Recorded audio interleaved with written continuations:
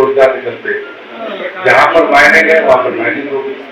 हमारे पास का मिनरल से और उन क्षेत्रों में जैसे लोग ऐसे जगह रहे हैं, हीरा खदानों का दायरा बढ़ा है। अब ये चीजें जब शुरू होगी तो स्वाभाविक तरीके से रोजगार निकलेगा। जिसमें जो मल्टी विलेज स्कीम है उसमें 1660 गाँव को कवर किया गया है। और जो जर्जर योजना है वह सामान्यतः, क्योंकि गलती से आपको भी इसका आकलन जरूर करना चाहिए। जो 9 मल्टी विलेज स्कीम है इसमें 1660 गाँव, जिसमें सागर के भी है, जिसमें बक्सवाल भी है, उसमें बड़ा मलेरा भी है, यहाँ घायसेल भी है, कुछ गाँव दमोह के भी। एक मुद्दा था छिंदवाड़ा का कनाल प्रोजेक्ट का, जिसमें कम से कम 5 पानी की परियोजनाएं, और उसमें जो पैसा आया वो पैसा एडवांस से कर दे, क्योंकि मैं जब तक कोई प्रमाणित नहीं होता मैं बोलता नहीं हूँ, क्योंकि ये मामला मैंने हाथ में देखकर प्रधानमंत्री ऑफिस तक पहुंचाया था कि सीधे 400 करोड़ एडवांस निकल गए और एक ईट भी नहीं रखी गई, और एडवांस पैसा पार्टी को पहुंच गया, और वो मेंटारा कंपनी थी जिसको वो पैसा दिया गया। मैं कमलनाथ से कहूंगा, कांग्रेस से कहूंगा कि मेरी बात का जवाब दीजिए। आप भ्रष्टाचार की बातें करते हैं, ऐसे लोग जो कुर्सियों पर बैठकर सरकारी धन को अपना और अपने शहीदों को देकर बाद में उससे खरीद फरोख्त का काम करते हैं, ऐसे लोग मनुष्य की कुर्सी पर नहीं होनी चाहिए। और इसे जनाशीर्वाद यात्रा का मकसद एक पक्ष था कि हम अपने कामकाज को लेकर जनता के बीच में जाए, और दूसरा पक्ष था कि इन भ्रष्टाचार करने वाले प्रवृत्ति के लोगों के खिलाफ लोगों को जागृत करने का काम भी हम करें। वो 10.62 लाख हेक्टेयर जमीन पर सिंचाई होगी और 62 लाख लोगों को पीने का पानी मिलेगा। 103 मेगावाट जल विद्युत और 27 मेगावाट सौर विद्युत इस पर पैदा होगी। मैं इसके विस्तार में नहीं जाऊंगा, लेकिन एक आंकड़ा मैं जरूर कहूंगा।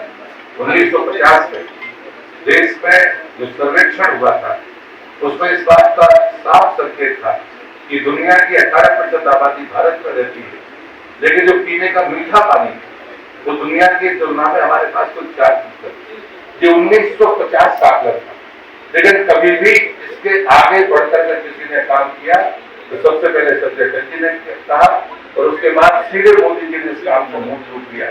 पिछले बजट में हमने 5 नदी जोड़ो परियोजनाओं के नाम लिखे थे। यदि इन पर राज्य सहमति देता है तो भारत सरकार पैसा देगी, उसका केंद्र द्वारा, और जब दोनों राज्य सरकारों ने सहमति दी तो हमने उसको 44,000 करोड़ दिए। महिला का स्थान सर्वोच्च रहा है। हमने बराबरी का दर्जे की बात नहीं की है।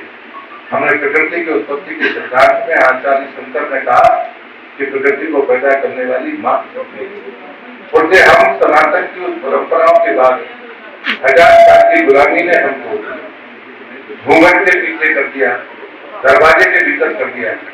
उस बात से निवृत्ति पाने के लिए अभी संसद के दोनों सदनों ने महिला आरक्षण बिल को पास किया है। इसको सिर्फ राजनीतिक भागीदारी के तौर पर नहीं देखना चाहिए, बल्कि मैं आपसे विनम्रता पूर्वक कहूंगा कि हमारी भारतीय संस्कृति चित्रकूट से हमारी पहली यात्रा प्रारंभ हुई है। यही अपने आप में बड़ा संदेश था। जहाँ राम जी ने सर्वाधिक समय अपने गुजारा, वहाँ से हमने जनाशीर्वाद यात्रा प्रारंभ की थी।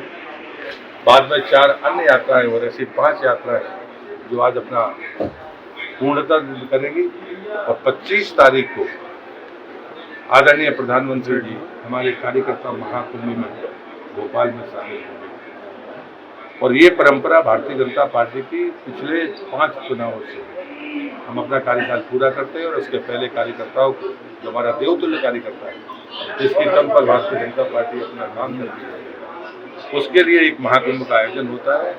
और इस बार आदरणीय प्रधानमंत्री इसको संबोधित करेंगे, और फिर उसके बाद हम चुनाव में। तीसरा हमारा जो मुद्दा है वो महिला सशक्तिकरण का है। मैं हमेशा कहता रहा हूँ, लेकिन हम योजनाओं को एक इस दृष्टि से देखें कि मोदी सरकार की जितनी भी योजनाएं हैं, चाहे वो 3.5 करोड़ प्रधानमंत्री आवास हों, 11 करोड़ शौचालय हों, 9 करोड़ 60 लाख गैस कनेक्शन हो, और 13 करोड़ नल जल कनेक्शन, ये महिला सशक्तिकरण और स्वाभिमान की सबसे बड़ी मिसाल है। मध्य प्रदेश सरकार का तो और भी अनूठा काम है। जन्म से लेकर उसके वयस्क होने तक हर स्तर पर मध्य प्रदेश की सरकार महिलाओं को अपनी योजना से लाभ देती है और उनको गौरवान्वित करती है। अभी लाडली बहना का तो उनका नया काम है। मोदी सरकार ने एक नया काम किया है, वो महिला आरक्षण बिल को पास करने का। अभी तक हमेशा संकल्प होते थे लेकिन सिद्धि तक हम नहीं पहुंचते थे, और उसका परिणाम है कि हम सिद्धि तक पहुंचे। तीसरा, क्योंकि मैं जिस विभाग का मंत्री हूँ, तो केन बेतवा प्रोजेक्ट, नदी जोड़ने का पहला प्रोजेक्ट भारत का 44,000 करोड़ का जो है अगले महीने तक इसका भूमि पूजन हो जाएगा, और 8 साल के भीतर ये परियोजना पूरी होगी।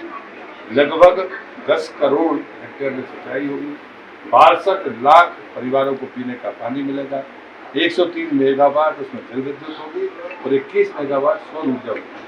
हम समय के साथ तकनीक को उसमें जोड़ते जा रहे हैं कि पानी सिर्फ पीने बरतने पानी या खेत के लिए नहीं, बल्कि ऊर्जा संरक्षण के लिए काम करेंगे। ये बात सही है कि हमारे पास में चुनौती है कि हम जितने भी डेफिसिट और सरप्लस बेसिन हैं, जिनकी मैपिंग भारत सरकार के पास है, हम उनको पूरा करेंगे। और अंतिम बात है कि मुझे गर्व है कि जब नल जल योजना शुरू हुई थी 15 अगस्त 2019 को, तब 3 करोड़ 27 लाख परिवारों के पास ग्रामीण क्षेत्र में पानी था नल जल से। लेकिन आज 4 साल अभी काम के पूरे नहीं हुए, घोषणा के 4 साल हुए और 13 करोड़ परिवारों को पानी पहुंच गया। उसमें अगर मैं सागर की बात करता हूँ तो सागर में हमने एक ऐतिहासिक सफलता की है। 1901 गाँव में से 1660 गाँव मल्टी विलेज स्कीम से जुड़े हुए, जो 52 गाँव जिनमें सोर्स नहीं था, हमने उसको मल्टी विलेज स्कीम में जोड़ा है ताकि भविष्य में कभी कोई पानी के से वंचित ना हो।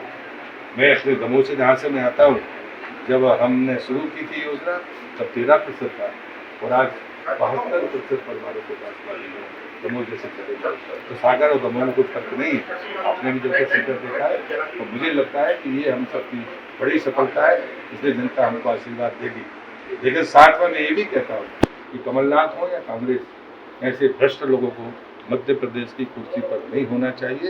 इनके खिलाफ तथ्यात्मक सबूत है और इसलिए मैं मानता हूँ कि जनादेश भारतीय जनता पार्टी को मिलेगा। जो आशीर्वाद की नैतिक साहस भारतीय जनता पार्टी करती है, उसे जरूर अभूतपूर्व सहयोग मिला है और मतों के रूप में भी हमको बहुमत